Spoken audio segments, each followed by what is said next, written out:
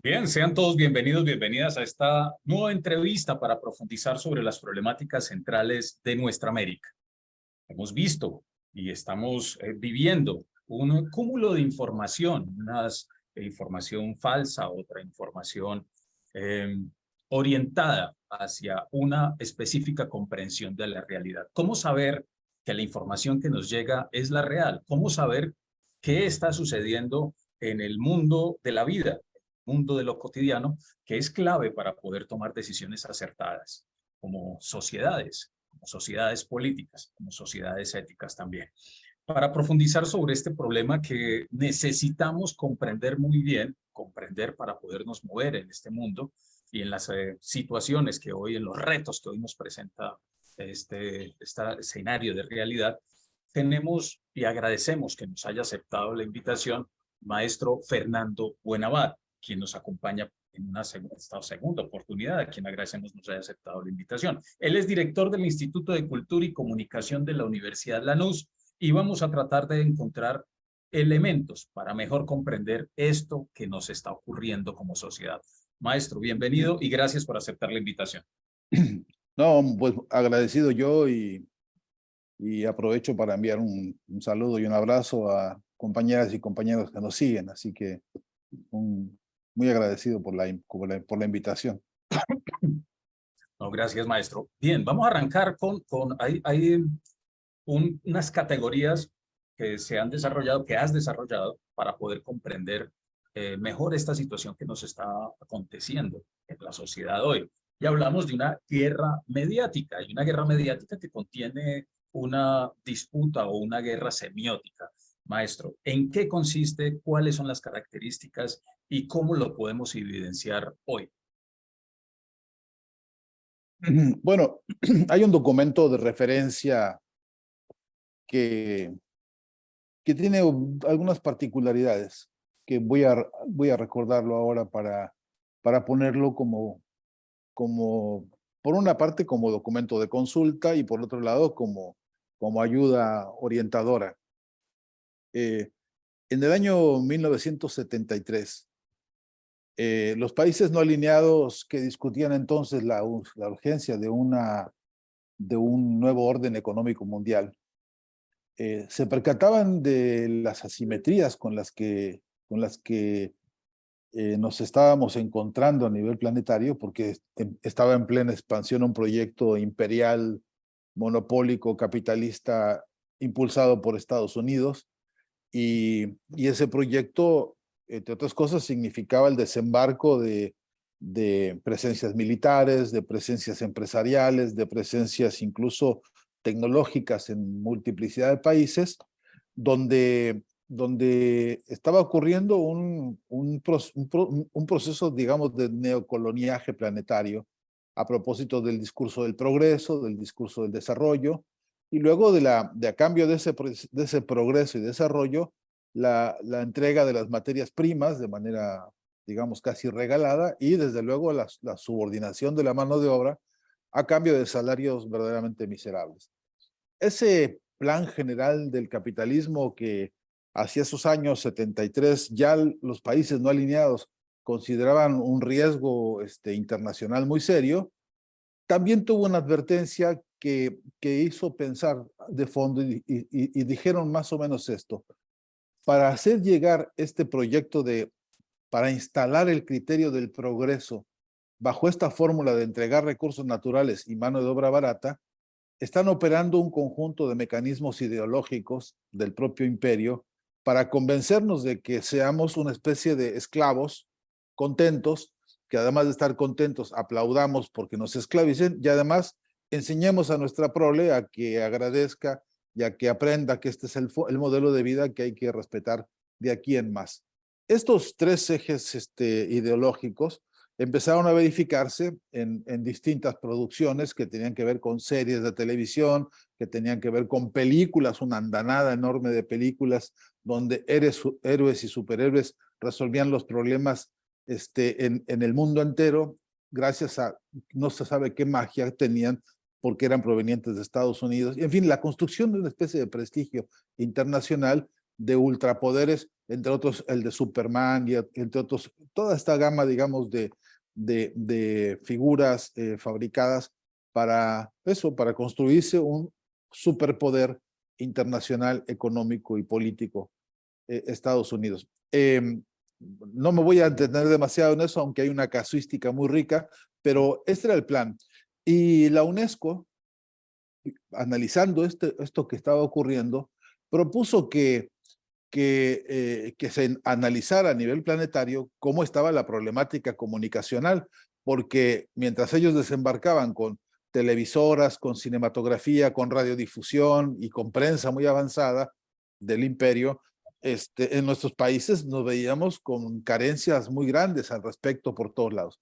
Y se propuso la creación de una comisión internacional para el estudio de los problemas de la comunicación, que comenzó a trabajar hacia el año 70 y quizás 77, por esos rumbos, y construyó rápidamente un informe que finalmente se publicó hacia el año 1980. Ese informe se llama Informe McBride. Es un informe que se consigue fácilmente en la UNESCO, está publicado digitalmente de manera gratuita. Es un informe que en realidad el nombre correcto del informe es Un solo mundo, voces múltiples. Y el informe que dirigió Sean McBride con la ayuda de expertos de todo el mundo, donde incluso estuvo Gabriel García Márquez como uno de sus protagonistas más destacados en ese grupo de investigación, el informe plantea 3 consideraciones importantes. Dicen ahí, entre otras cosas, que hay un proceso acelerado de concentración monopólica de medios de comunicación y que ese proceso acelerado de corte monopólico de medios de comunicación, lo que estaba haciendo era no solamente invadir los imaginarios sociales de los distintos países, sino que además estaba anulándolos, estaba presentándolos como pasaba con el Pato Donald, ¿no? Parecía que Patolandia era una especie de paraíso de ternura, de bondad y de simpatía, y todo lo que no era Patolandia, pues era como pueblos primitivos, aparecían todos como con un huesito en la cabeza, con faldita de paja, es decir, todo lo que no era el centro de esa urbe imaginaria era como tierra inhóspita, primitiva, primaria, salvaje, ¿no?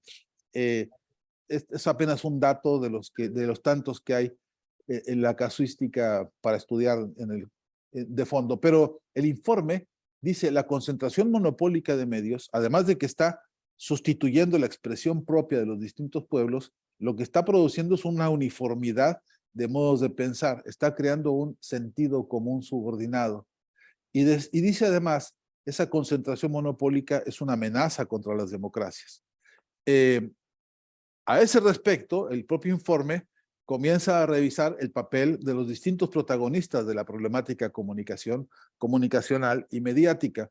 Advierte el informe McBride que hay un monopolio muy fuerte y una dependencia muy fuerte en materia tecnológica, que nuestros países no producimos ni un tornillo siquiera de las herramientas que usamos para la comunicación, y que además tenemos una dependencia semántica muy fuerte, que aprendimos a que música, rock y alegría y diversión es eso que ellos nos proponen o nos imponen, y que estábamos dejando de lado nuestra música, nuestras costumbres, nuestros hábitos, a cambio de esta implantación, y algunas veces dijeron suplantación cultural, en la que veíamos un demedro, un empobrecimiento de nuestras riquezas expresivas frente a el modelo, digamos, unidiscursivo del modelo dominante, ¿no?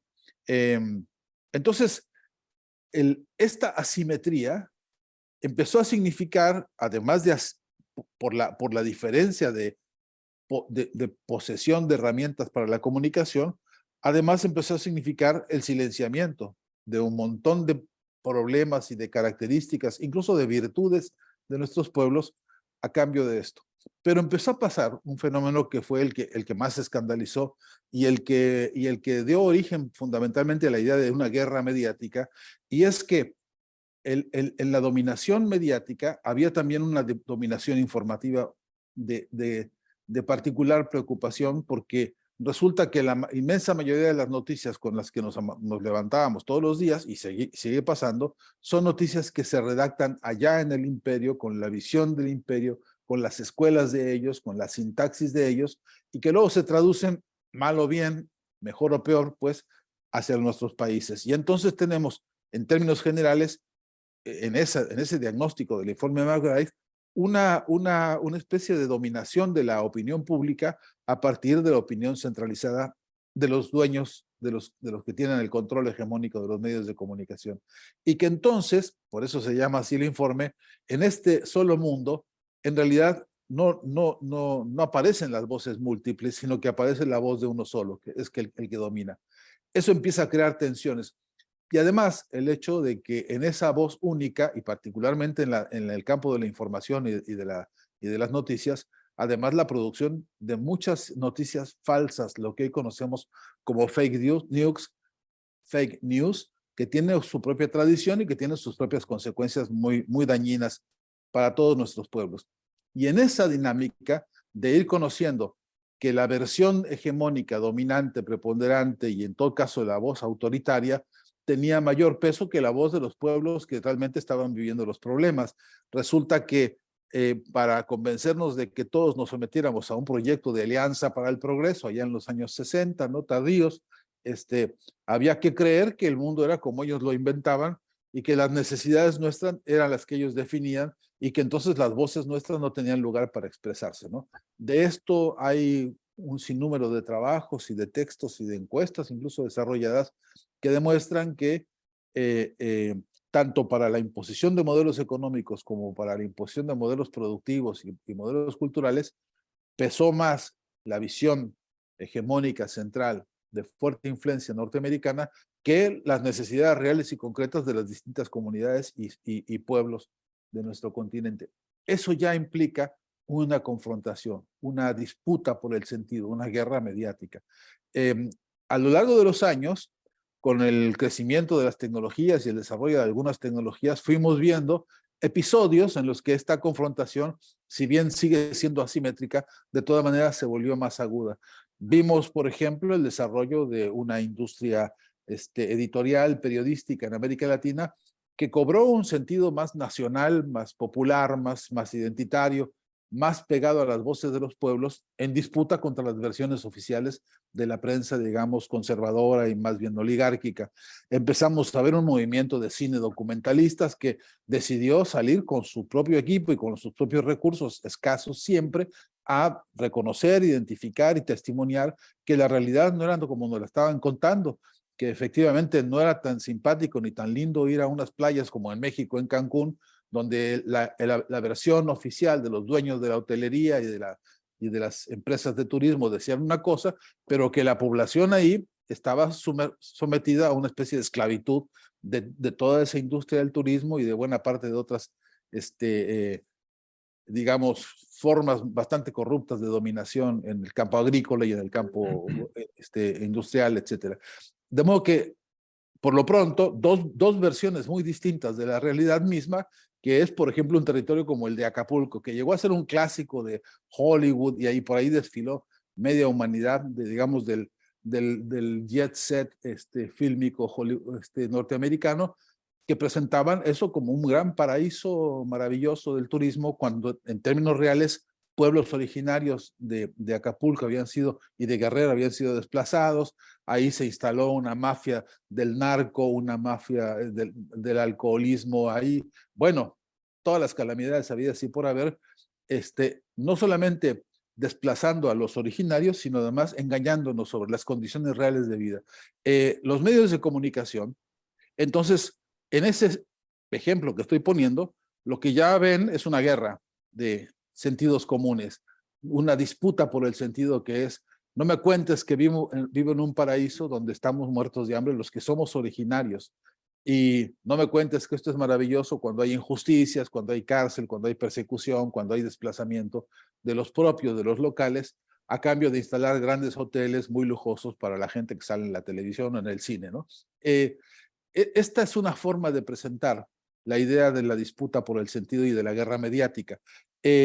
Así como esto, podríamos dispararnos al presente, donde algunos documentales que acabo de ver hace unas cuantas horas dicen que qué maravillosa es la producción del litio que nos va a sacar del atraso económico, que viene a ser como una especie de nueva era petrolera, pero esta vez con un recurso que el mundo demanda y que entonces hay que, ¿no? Ahí está la promesa de desarrollo, pero lo cierto es que va a resultar carísimo en términos del consumo de agua, que es cierto que ya se está desplazando a los pueblos originarios para entregarle a Tesla o cualquiera de estas empresas que son grandes demandantes de litio, los grandes recursos económicos, que ya se organizó un golpe de Estado contra Bolivia, ¿no? Para justamente apoderarse de ese recurso natural. Y la información que se cruza, como fuego cruzado en una guerra, es que necesitamos enterarnos de la realidad que sufren los pueblos frente a lo que nos informa o nos vende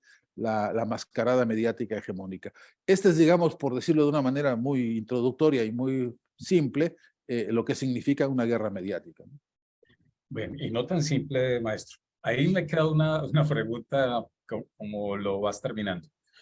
Hablaste de la década de los 70, que hay una alianza militar empresarial que hace del Estado, se apropia del Estado, hay unas dictaduras, que hace posible que todo eso que estás diciendo pues se pueda desarrollar, reconfigurar la sociedad, reconfigurar la cultura, pero a favor de ese modelo, en donde pocos ganan y el resto sufre, pero se invisibiliza.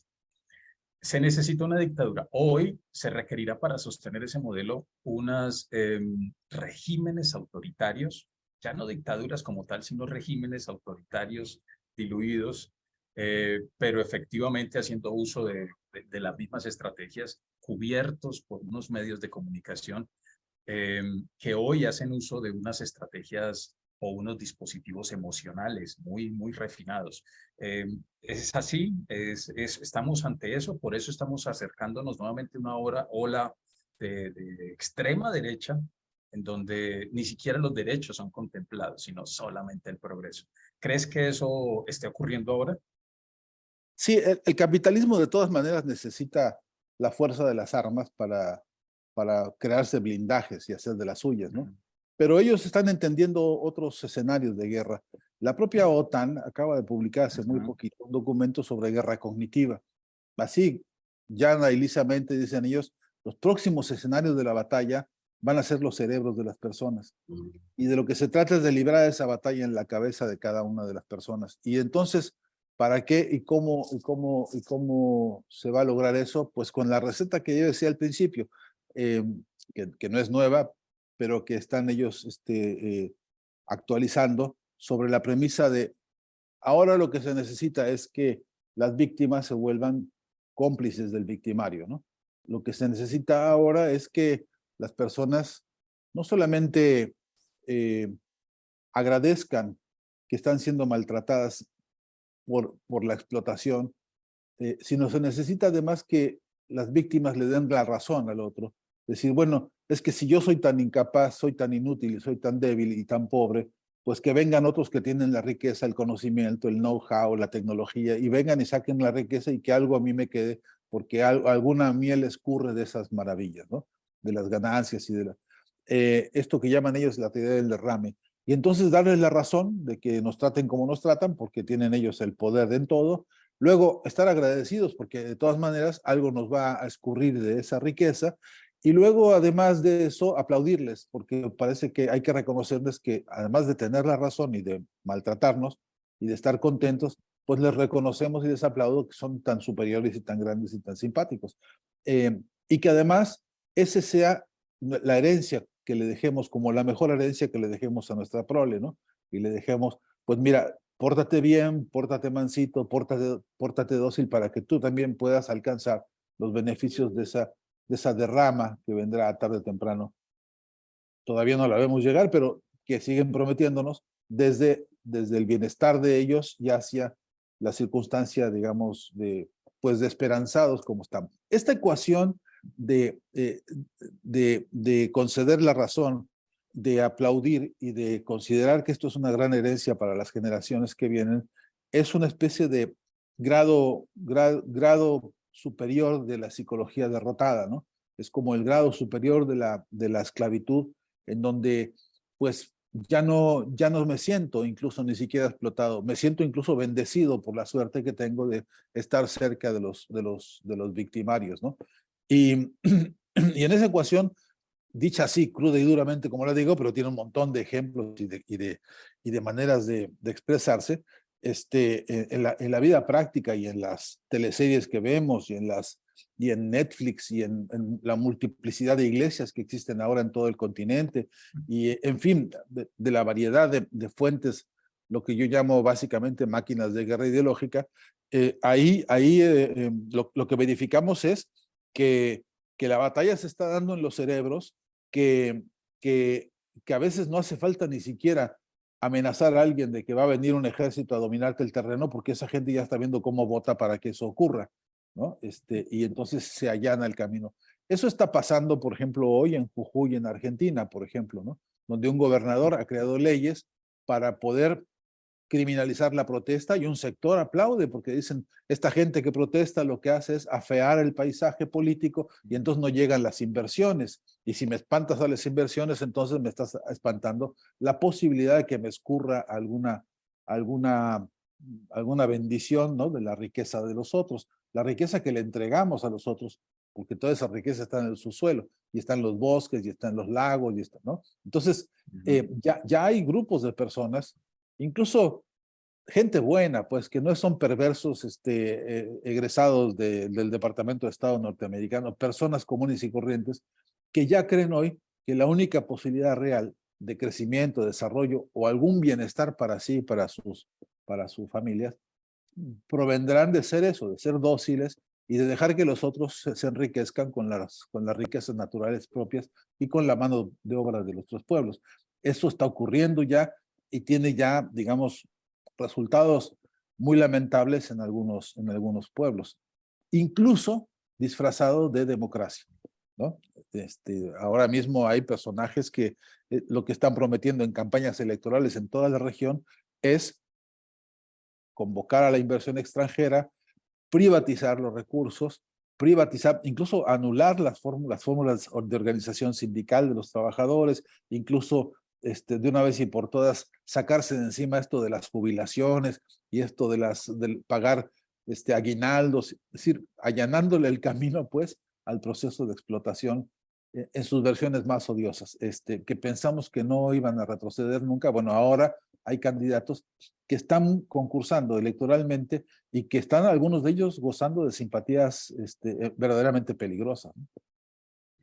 ¿Qué papel en ese escenario juegan, ya lo decías, las religiones y el sistema educativo? ¿El sistema educativo se acomodó o perdió su mirada crítica en esta? También es una disputa por el sujeto, ¿cierto?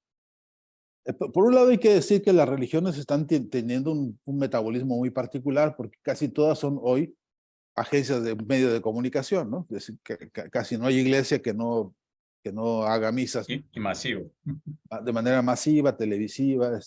Son ahora espectáculos, ¿no? Los predicadores son como personajes del stand-up, ¿no? O son actores, o incluso los políticos imitan a los predicadores en más de uno de sus estilos narrativos, sus metáforas incluso, sus modelos de oratoria, en fin. Entonces, hay una simbiosis que hay que analizar y estudiar de manera semiótica profunda de cómo se produce sentido a partir de que se van fusionando la cultura mediática, televisiva y cinematográfica con las tradiciones de las más diversas iglesias que hoy por hoy reinan en todo el continente, desde las más viejas hasta las más nuevas. Hoy hay iglesias que son todas por internet, ¿no? Que funcionan, el diezmo se paga creo que con moneda digital, etcétera, ¿no? Eso es un indicativo serio de una transición mediático-política de disputa por el sentido también, que, que es llamativa pues, primero por lo expansivo y luego porque va sustituyendo mecanismos de expansión de valores y de criterios y de convicciones políticas. Bueno, hoy por hoy, para acabar rápido, el presidente Lula da Silva no hubiese podido hacer campaña política sin el permiso y la ayuda de muchas iglesias en Brasil, por ejemplo. Y eso está pasando en varios países del continente, ¿no?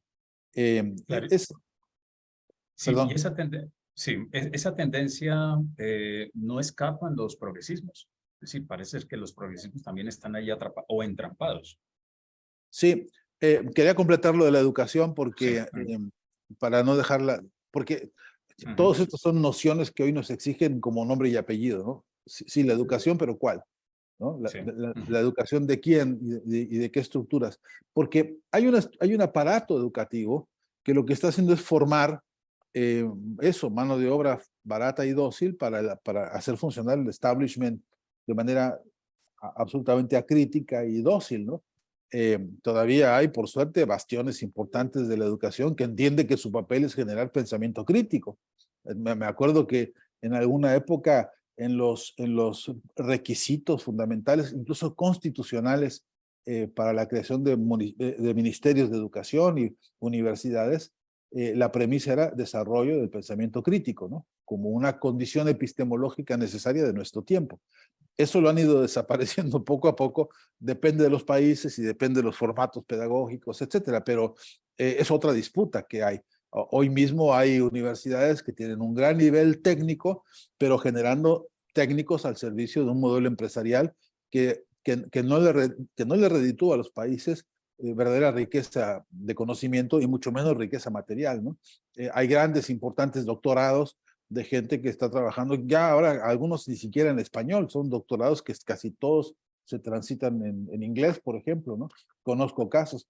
Hay incluso fundaciones norteamericanas que, en particular esas, que buscan fondos para financiar maestrías y doctorados en toda América Latina, donde hay grandes talentos científicos, pero para subordinarlos, ¿no? A través de becas, a través de premios, incluso a través de secuestro de talentos, como pasa con tantos académicos de gran prestigio y de gran renombre que acaban yéndose de sus países porque la tentación o porque la desigualdad salarial e incluso la inexistencia de laboratorios para trabajar de profundidad en su propio país, pues los expulsa, ¿no?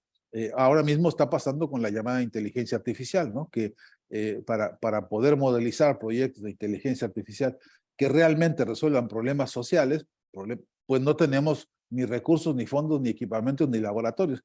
Pero sí, por ejemplo, para fabricar las nuevas tarjetas de crédito inteligentes que permiten identificar hasta el pedigrí del perro, ¿no? A través de una tarjeta con un chip. Los nuevos sistemas de reconocimiento facial o de reconocimiento digital, incluso los sistemas que hoy reconocen la voz de cada uno y gracias a la voz y el tono de la voz permiten el acceso como si fuera el nuevo password, ¿no? En fin, todos estos mecanismos llamados de inteligencia artificial, para la solución de problemas mercantiles, tienen fondos, tienen recursos, tienen plataformas, tienen espacio, pero todavía no logramos que esa inteligencia artificial sirva para que las personas cualquiera tenga rápido una cita con un médico en cualquier pueblo de América Latina, ¿no? Y mucho menos para lograr una inscripción rápida en una escuela, para lograr un turno para poder ir a la universidad. Esa O inteligencia acceso a la justicia. o para la justicia, ¿no? O para el problema de la vivienda, o para tantos líos, ¿no? Todavía esa inteligencia artificial ni por asomo, ¿no? Bueno, y ni siquiera para lo que uno podría haber supuesto que sería de utilidad inmediata, que es para resolver procesos electorales con la mayor credibilidad y honestidad como nunca se ha visto. Hoy sería posible si la tecnología estuviera al servicio de eso, pero no lo está. Entonces, la educación necesita ser revisada al calor de la pregunta, sí, ¿qué educación y para qué? ¿No? Sí, hay unos dispositivos que hablabas al principio y uno que me quedó sonando son los silencios. Hay cosas de las que no podemos hablar. Y si hablamos, entonces seremos señalados, unos retrógrados, por ejemplo, el concepto de rebelión. Son conceptos que ya, ¿de qué me está hablando, cierto? La asociación, la organización, etcétera. Ese es un dispositivo hoy y por ahí las organizaciones sociales deberían darse una ruta de lucha y de reivindicaciones. ¿Cómo lo ves? Sí, porque es que también este proceso de transculturación y de reformulación de conductas sociales pasa por el peligrosísimo camino que es, por un lado, la censura de algunas voces, de algunos conceptos, y luego la desarticulación de la narrativa social, ¿no? Es que no hay un solo avance de la especie humana que no haya pasado por ser una revolución, ¿no? Eh, y qué cosa si no fue una revolución el poder ver, el que la especie humana llegara a articular la palabra, ¿no? El nacimiento de la comunicación hablada, que pudiéramos codificar conceptos y definiciones comunes para entendernos hablando. Esto es una revolución que cambió para siempre la faz de la Tierra y de nuestra propia existencia, ¿no? ¿Qué cosa sino una gran revolución es la invención de la escritura?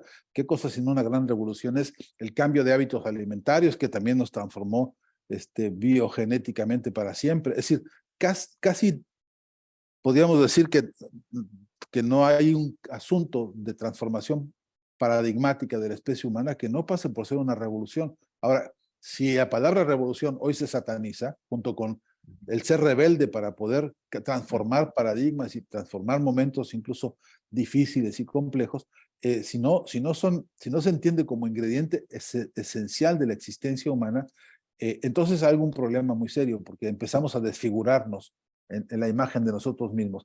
Y creo que esa es una batalla semiótica, es una batalla por el sentido y también mediática, porque resulta que ahora en algunos programas de televisión, incluso en algunos noticieros, en algunos espacios, pues más bien recomiendan de eso de la revolución y de los cambios, mejor no se habla porque no vaya a ser, o en todo caso, en los casos más perversos, que la palabra revolución no signifique más que violencia, muertos ¿no?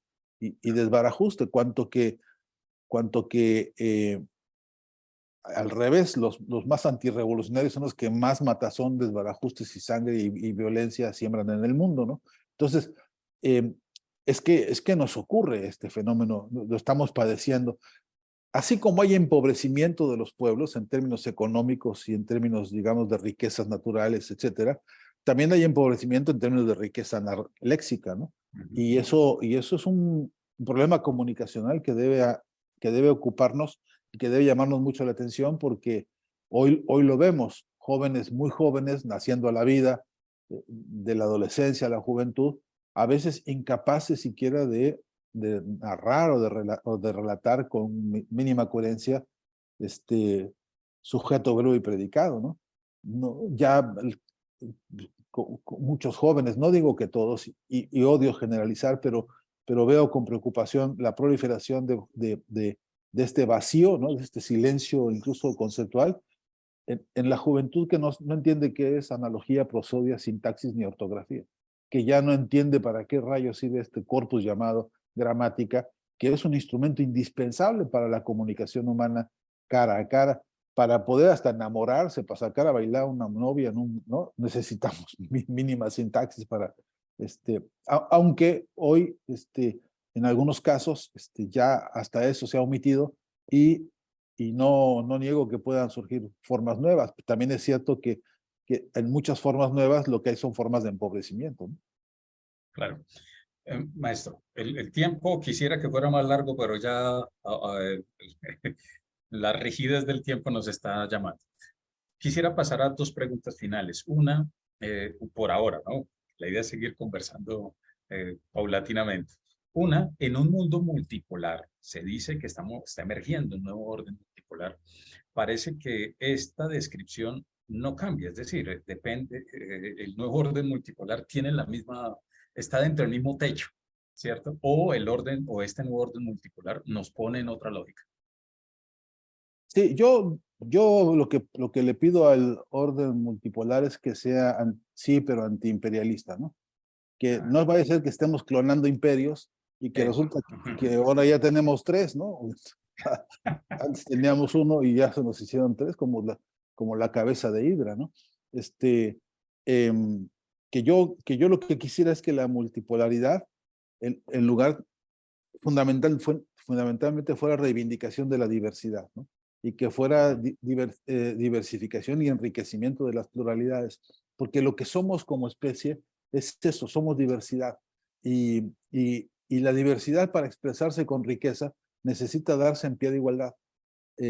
Porque si ahora mismo sentimos que ya no el imperio norteamericano tiene el carácter de dominación unipolar, ¿no? Y ahora tenemos la opción de China y de Rusia, pues yo, verdad, no siento mucho desahogo porque ahora tengo que aprender a hablar chino y ruso, y tengo que empezar a sacar cuentas en yuanes y en rublos, ¿no? Y todo eso Sí. lo que hace es ser más distracción porque también necesito aprender náhuatl, quechua, necesito aprender, qué sé yo, hay 5 civilizaciones en Mesoamérica: olmecas, toltecas, mayas, aztecas, huastecos. Tenemos la cultura incaica, que es riquísima y maravillosa. Tenemos a todos los pueblos trasplantados, ¿no? Los pueblos que fueron esclavizados y traídos a América, que están acá en este continente, todavía siendo herencia viva de tradiciones, culturas, pensamientos y aportes y diversidades. Ese mapa abierto de la diversidad que somos en el planeta entero y particularmente en la patria grande, ojalá fuera también una de las tantas voces de la multipolaridad, pero no, todavía no se ve que esté dándose en pie de igualdad, ¿no?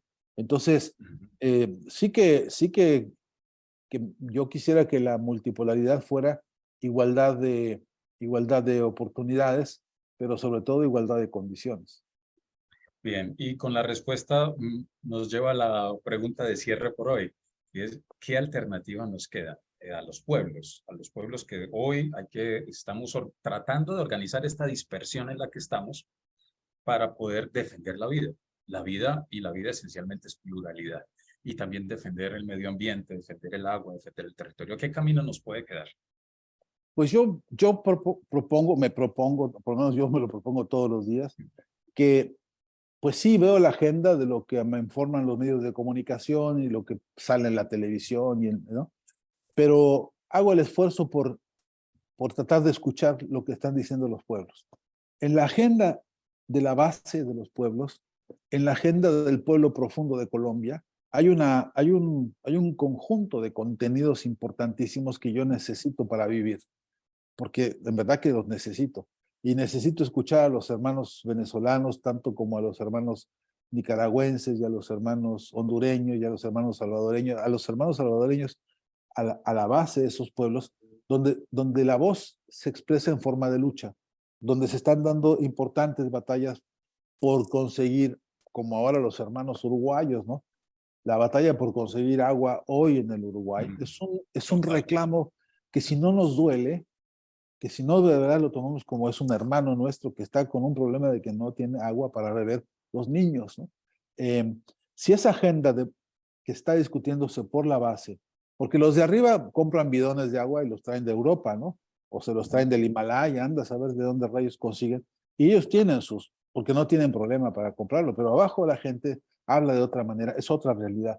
Y esa realidad, cuando la escuchamos, nos vuelve a integrar en el sentido de un reconocimiento que yo creo que es el urgente, que es reconocer que la madre de todas las luchas, lo que los clásicos decían, la lucha de clases, la madre de todas las luchas incluye la lucha por la sobrevivencia, la lucha por el entendimiento, la lucha por el estudio, la lucha de todas las luchas.